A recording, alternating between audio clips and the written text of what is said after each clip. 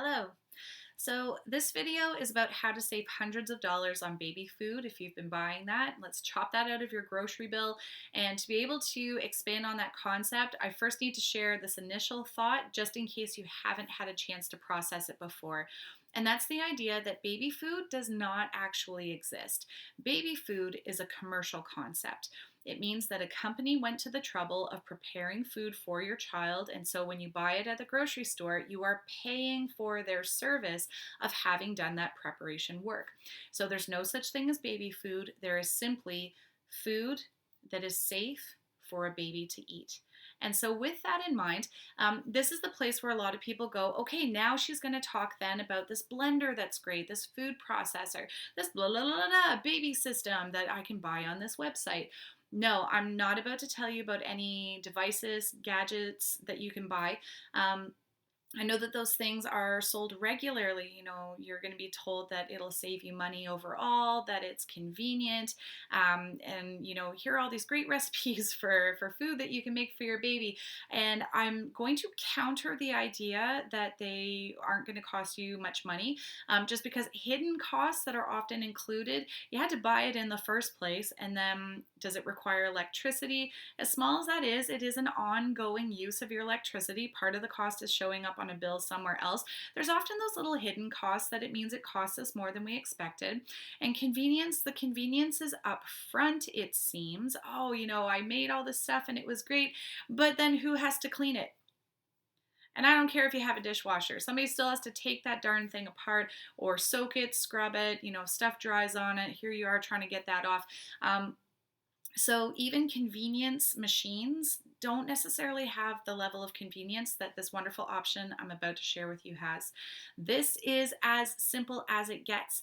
It is free. There is no cleanup afterwards. Here's what you can do. We'll save you money and time. Chew your child's food. And if anybody just had a gag reflex reaction to that, please hang in with me because there are some amazing benefits if you decide that this is the way you want to go. So I'm not trying to lock anybody into this is the way to feed your child. It's the only way to. No, I just, if anything, want you to know what your options are. I want you to have a feeding toolkit. So on any given day, any given meal, you can say, what is the best fit for my baby, for my family in this moment? And just know that this is an option for you. So some of the benefits for you, so convenient. So convenient because all I had to do was cook the meal that I was going to cook anyways, set a portion aside, chew that up, put it on my child's plate, and that's it. It's done. So it does not get any more convenient than that. What that also means is that to some degree, it's free. Either if your child is very small, so you're giving them a portion of your meal and you weren't cooking any extra anyways, then it really didn't cost you anything extra. And then if you are making that little tiny bit more because you're taking this additional person into consideration, which you have to do as they get bigger, well, then it's a minute additional cost. You threw an extra few noodles in, you threw one more slice of bacon on the griddle, whatever it was. So it's small increases in your regular groceries, not this entire, separate package of things that you had to buy, a separate meal plan that you had to put together. Because that's another thing. It's very challenging to balance a child's diet based on things that are pre-packaged. Protein in particular is very difficult to get enough of for your child because it doesn't have a great shelf life. And so if you are eating a balanced diet yourself, which ideally you are, by you chewing that and giving it to your child, then you're helping to make sure they get all the vitamins, minerals, nutrients, all the various building blocks that they need to be healthy and strong. So the next thing to go along with that, I'm just looking at my notes here, you also set your child up for being less picky. So the majority of picky eaters that I have encountered, they grew up with baby food, and baby food, so that the company can sell it, how do you make sure that kid's going to eat it so the families keep coming back for more? Well, what makes it palatable is that it's quite sweet. If you look at the ingredients list is set up the way it is for a reason. The company is required to put the ingredient that there's the most of first, the ingredient that there's the least of at the end. So you can get a sense of, how much proportionally is in there. Look at what the first ingredients are. So often baby food is apple, pear, banana, corn. You have sweet peas, or sometimes just listed as peas, and then carrots. All of those have a very high sweetness factor to them. And so it kind of throws off a child's palate. Even if you are giving them something that seems more balanced, this has quinoa and beef and peas. And so that sweet thing isn't the first flavor. Even then, it doesn't mean that it's the flavor of the way that you prepare the food. So you've been raising them on quinoa, beef, and peas in this package, and then you serve them your own quinoa, beef, and peas. You might have a child going, ew, what's this? Because it's not the flavor palette that they're used to, or preparation that they're used to. So you can reduce the chances significantly of having a picky eater later. And what I love about that is just that it throws wide open doors of just the whole family menu. What do you like to eat? What are your cultural flavors, the spices, all the different things that you do and that you use when you're cooking. It keeps those doors open to your child. So especially, my goodness, if you have tight ties to your culture, to your heritage, to like, this is food that is representative of that, then chewing the food to give to your child is an amazing way to preserve that and pass that love of that food on to the next generation. So having said all of that, I think there's one more note that a lot of people have a question about right now, and that's just the safety of doing that.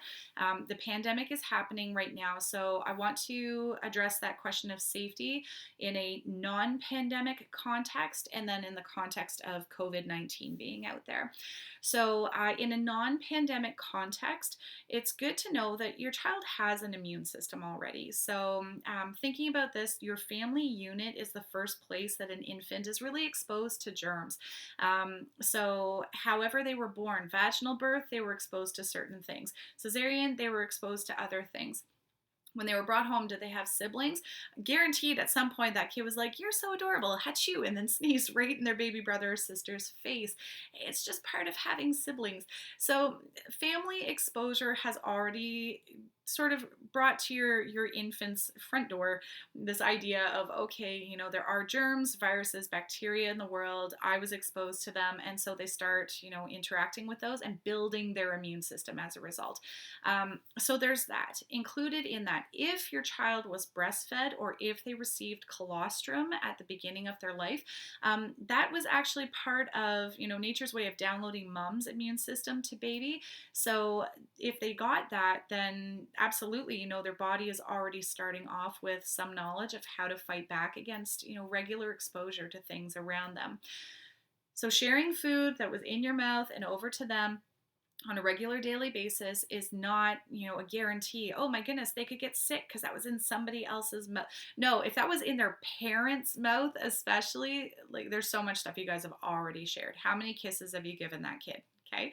So with that in mind, under non-pandemic conditions, the main driving factor, do I chew my child's food or not, would just be, do you feel sick today? If your stomach feels off, if your throat is sore, you're feeling a little bit off, of course, on that day, don't chew your child's food. If mom is sick, or just feels off, get dad to do it. Dad feels off, get mom to do it. And so it's fabulous that you can just go, yeah, I don't feel my best today, so what are my other options? Chop it really small, give them something else like yogurt, whatever it is that is very baby safe. Or have some baby food, from a package. Again, I just want you to know your toolbox, not lock you into there's only one way to feed your child. So you have options for those days when you don't feel well, and it's not a good idea to chew your child's food. In a pandemic context, then I think probably the best way that we can look at this is just considering your risk level and do the best that you can to make good choices. That's what we're all doing, hey? I cannot make any guarantees. Nobody can one way or another, but we can just assess our level of risk and then make the best choice that we feel we can given our personal circumstances. If your family has been self-isolating, just meaning that you've been reducing exposure to other people, you practice social distancing when you go out. You don't go out unless it's for a necessary reason, like going to pick up your groceries. If you have reduced your exposure and for the most part maintained an individual family unit, then you've got, less risk.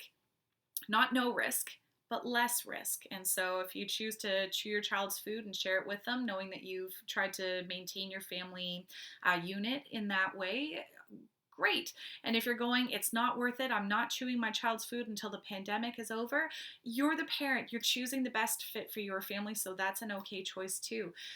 Taking a look at if your family is spending more time out in professions that put you at higher exposure, if you have been socializing and not maintaining social distance, you've been in enclosed spaces with other people, large gatherings, things like that, then the reality is that you do have a higher risk. And so, is it a guarantee that you have it? No, it doesn't work that way either. Stay away from those extremes. Just realize, yes, you have higher risk, and the more you're doing that, the higher that risk gets. So is it a good idea to chew your child's food? You're getting into territory where that becomes less and less and less of a good idea, because the chances of you having picked up COVID-19 have increased. But does it rule out the possibility? It does not. And so we just have to understand that life includes risk. There is no way to get away from that. It's something that we have to accept and figure out our personal strategies for navigating. Try to make good choices, make wise decisions, keep yourself healthy, keep your children healthy, and then we all do the best that we can with the information available to us to try and do that. So, having said all of that, if you have questions, you have comments, you have further suggestions for how to lower grocery budgets, especially for families who are feeding babies and have been buying things to be able to do that, can you share your thoughts down in the comments? If you found this video helpful or good food for thought, please like, share, hit the subscribe button, and just wherever you are in the world, I hope that you, your little ones, your loved ones, that you are safe and well, and all the best.